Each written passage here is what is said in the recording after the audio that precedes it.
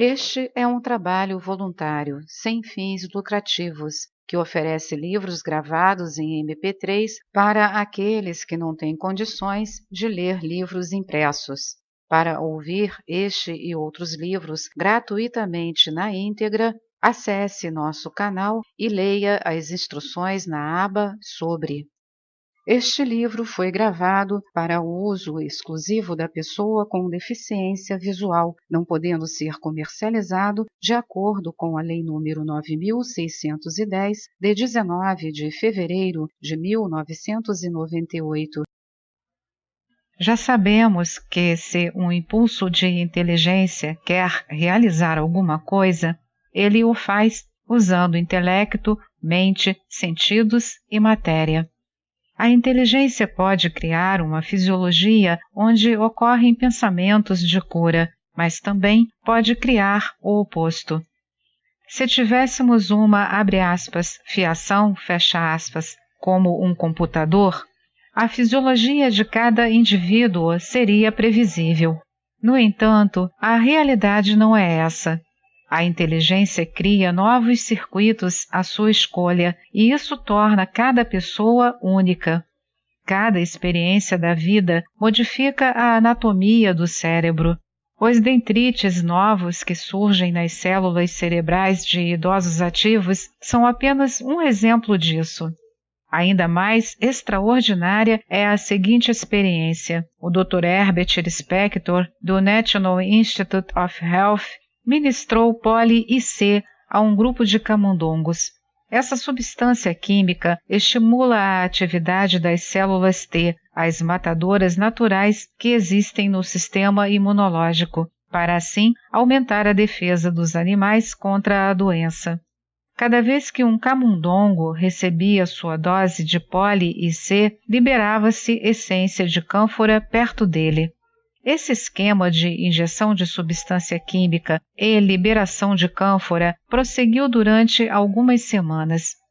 Quando o poli-IC foi retirado e Spector expôs os camundongos apenas ao cheiro de cânfora, descobriu que a contagem de células imunológicas aumentou novamente, mesmo sem o produto químico.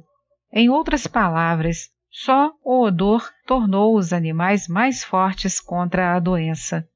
Seria possível fazer o contrário e diminuir a imunidade dos camundongos apenas com um cheiro? Mais tarde, uma equipe da Universidade de Rochester demonstrou que isso é possível. Um grupo de ratos recebeu ciclofosfamida, um produto químico que diminui a eficiência do sistema imunológico. Ao mesmo tempo, foi dada aos ratos água adoçada com sacarina, que substituiu a cânfora como agente neutro. Quando a droga foi retirada, os animais continuaram a apresentar queda na contagem das células imunológicas sempre que bebiam a água. O que entusiasmou os pesquisadores foi a descoberta de que o sistema imunológico tem capacidade de aprendizagem. Ele reage diretamente a estímulos externos e não apenas ao ambiente interno da corrente sanguínea. Entretanto, num sentido mais amplo, essas experiências nos mostram que o corpo não está ligado a reações previsíveis. A inteligência de uma célula é criativa. O mecanismo previsível que reage de forma positiva ao poli-IC e de forma negativa à ciclofosfamida pode se transformar e reagir a qualquer outra coisa. Mais ainda, ele pode dar uma viravolta e reagir com resultados opostos. O cheiro de cânfora poderia ter sido associado a qualquer uma das drogas. Então, não existe uma conexão fixa entre o tipo de experiência que se introduz no corpo e o resultado disso. Nosso sistema nervoso está construído para o ilimitado. Quanto mais pensamos nisso, mais notáveis são as implicações. O cheiro de cânfora não fez nada para causar a mudança nas células imunológicas. Os camundongos poderiam ter sentido o perfume de rosas ou ouvido um quarteto de Mozart. O que realmente aconteceu dentro deles foi a criação de um impulso de inteligência, uma entidade totalmente fluida que coordena um fragmento do mundo não material com um fragmento do mundo material. Os antigos rishis conheciam isso muito bem. Um verso dos Vedas diz: o que você vê, você se torna. Em outras palavras, a simples experiência de perceber o mundo é que faz de você o que é. E existe prova disso. Crianças que crescem em lares onde falta amor apresentam uma série de sintomas emocionais. Podem ser infelizes, neuróticas, esquizofrênicas, doentias, raivosas, etc. Entretanto, a condição mais estranha é a denominada nanismo psicossocial. Essas crianças não crescem, induzem em si mesmas uma deficiência do hormônio de crescimento produzido pela hipófise e, por isso, continuam pequenas e fisicamente subdesenvolvidas.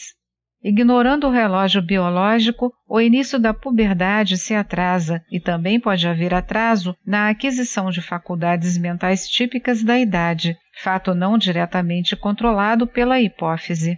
O mal não se deve ao mau funcionamento da glândula, pois, quando essas crianças são colocadas num ambiente carinhoso, seu estado pode reverter de forma espontânea e elas rapidamente atingem o tamanho normal para a idade. Crescer é um resultado geneticamente programado, já que vem embutido no indivíduo quando ele nasce. No entanto, as crianças com nanismo psicossocial desafiam essa programação porque não se sentem amadas. Mesmo se recebem injeções de hormônio hipofisário, muitas se recusam a crescer. Um estudo feito com homens adultos vítimas de ataques cardíacos mostrou que o fator mais significativo em sua recuperação, ou seja, sobrevivência, não tinha nada a ver com dieta, exercícios, tabagismo ou desejo de viver. Os que se recuperaram foram os que se sentiam amados por suas esposas. Os que não pensavam assim tenderam a não sobreviver. Nenhuma outra correlação estudada pelos pesquisadores revelou-se tão forte. Durante anos, fui perseguido pela lembrança de um de meus primeiros pacientes, um camponês indiano chamado Lakshman Govindas. Eu ainda estudava medicina em Nova Delhi e meu trabalho no hospital ligado à minha escola, o All India Medical Institute, limitava-se a examinar pacientes com doenças comuns que os médicos não tinham tempo para atender. Os acadêmicos demonstravam ali pouco interesse por alcoólatras fisicamente arruinados como Lakshman Govindas. Ele era um lavrador que se entregara ao vício da bebida a tal ponto que a família o abandonara. Um filho o havia levado até a porta do hospital e o deixara ali dizendo: "Aqui é onde provavelmente você vai morrer." Como todos os camponeses internados, o Sr. Govindas estava muito apreensivo e totalmente deslocado.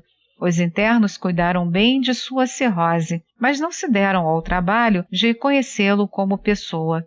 Acabei fazendo isso porque, como estudante, tinha boa parte do dia livre e habituei-me a seguir o funcionário que servia o jantar, ocasião em que conversava com os pacientes.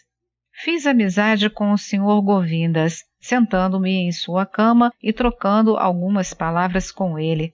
Na maior parte do tempo, ficávamos os dois olhando pela janela. A cada dia que passava, o Sr. Govindas piorava um pouco, e ninguém lhe dava mais do que uma semana de vida, 2 no máximo, inclusive eu. Logo chegou o momento de eu deixar o hospital para trabalhar num posto de saúde, num vilarejo a 60 quilômetros da capital, obedecendo ao sistema de rodízio de estudantes. Então fui despedir-me do Sr. Govindas. Para animá-lo, falei que estaria de volta em 1 mês.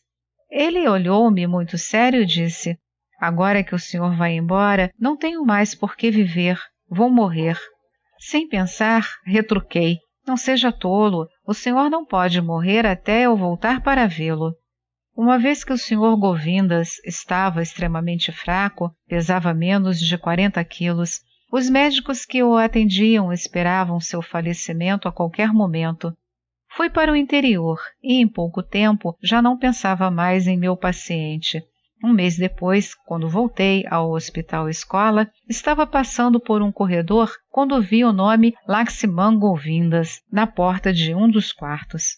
Apressei-me a entrar, sentindo-me estranhamente apreensivo, e lá estava ele, deitado na cama em posição fetal. Pouco restava dele além de pele e ossos, mas quando o toquei, virou seus enormes olhos para mim. O senhor voltou, murmurou. Disse que eu não podia morrer sem vê-lo de novo. Agora eu o estou vendo. Em seguida fechou os olhos e morreu. Já relatei esse incidente, um dos mais importantes de minha vida, em outro livro. Naquela ocasião, senti duas emoções. Uma grande culpa por ter sentenciado aquele homem a sofrimento tão prolongado e um enorme respeito pela conexão mente-corpo que o mantivera vivo. Agora percebo que estava vendo a verdade do ilimitado, a capacidade de nossos impulsos de inteligência fazerem o que querem, apesar de todas as regras que talvez tenham de ser quebradas. O impulso que compartilhei com o Sr. Govindas foi amor. Embora tivesse surgido num corpo debilitado, o amor teve o poder que sempre tem, deu nova vida. Ele perfurou o Maya no corpo do Sr. Govindas e desafiou a morte. Com base na delicadeza daquele impulso, um fio tão fino como o de uma teia, mas forte como aço, poderia ser fundada uma nova medicina. A possibilidade de que cada pessoa seja um ser infinito está se tornando cada vez mais real. Abençoados com a total flexibilidade de nosso sistema nervoso, todos temos a escolha de construir fronteiras ou derrubá-las. Cada pessoa está continuamente fabricando uma variedade infinita de pensamentos, lembranças, desejos, objetos, etc. Esses impulsos, ondulando pelo oceano da consciência, tornam-se sua realidade. Se você soubesse controlar a criação de impulsos de inteligência, seria capaz não só de formar novos dendrites nas células cerebrais, como também de tudo o mais. O que você vê, você se torna. É uma verdade que molda toda a fisiologia, inclusive a do cérebro. Isso foi demonstrado por uma engenhosa experiência criada pelos psicólogos Joseph Hobel e David Wessel, de novo envolvendo gatinhos recém-nascidos. 3 grupos de gatos foram colocados em ambientes cuidadosamente controlados, enquanto estavam abrindo os olhos. O primeiro era uma caixa branca pintada com listras horizontais pretas. O segundo era uma caixa branca com listras verticais. O terceiro era uma caixa inteiramente branca. Depois de ser exposto a essas condições durante os poucos e cruciais dias em que a visão se desenvolve, o cérebro dos gatinhos acomodou-se a elas para sempre. Os animais criados no mundo com listras horizontais não podiam ver corretamente nada que fosse vertical, trombavam em pernas de cadeira, cuja verticalidade tinha pouca ou nenhuma realidade para eles. O lote que ficara na caixa com listras verticais apresentava o problema exatamente oposto, sendo incapazes de perceber linhas horizontais. Os gatinhos criados na caixa toda branca tinham uma desorientação maior e não conseguiam se relacionar com nenhum objeto de forma correta. Esses animais tornaram-se o que viram, porque os neurônios responsáveis pela visão estavam agora rigidamente programados. No caso dos seres humanos, o cérebro sacrifica parte de sua percepção ilimitada sempre que percebe o mundo por meio de fronteiras. Sem a capacidade de transcender, essa cegueira parcial é inevitável. As impressões estão sendo continuamente depositadas em nossos neurônios. E isso não vale apenas para a visão, mas para todos os sentidos. Embora estejamos acostumados a chamar as mais fortes de estresse, de fato, todas as impressões criam alguma limitação. Para ilustrar, pesquisadores do MIT, trabalhando no início da década de 80, procuraram compreender como funciona a audição humana. Ela parece ser passiva, mas na verdade cada pessoa escuta o mundo de uma maneira bem seletiva e interpreta de modo particular os dados que chegam a seus ouvidos. Um músico, por exemplo, ouve tonalidade e harmonia, onde alguém sem ouvido para a música só escuta ruídos. Uma das experiências foi fazer pessoas ouvirem ritmos curtos simples. 1, 2, 3, 1, 2, 3, 1, 2, 3. E depois treiná-las a ouvir o ritmo de uma forma diferente. 1, 2, 3 e 1, 2, 3 e 1, 2. Depois que começaram a ouvir os ritmos de maneira diferente, os pacientes relataram que os sons lhes pareciam mais novos e alegres. Sem dúvida, a experiência ensinara essas pessoas a alterar ligeiramente suas fronteiras invisíveis. No entanto, o resultado mais interessante foi que, ao voltarem para casa, essas pessoas descobriram que as cores lhes pareciam mais vivas, a música soava mais feliz, o sabor dos alimentos de repente parecia delicioso e tudo à sua volta dava a impressão de ser mais digno de amor. Uma pequenina abertura da percepção causou uma mudança na realidade. A meditação, por sua vez, porque abre mais canais de percepção e os conduz a um nível mais profundo, causa maior mudança ainda, embora esta não se afaste muito do modo normal como usamos nossa percepção. A construção de fronteiras continuará sendo um fato da vida.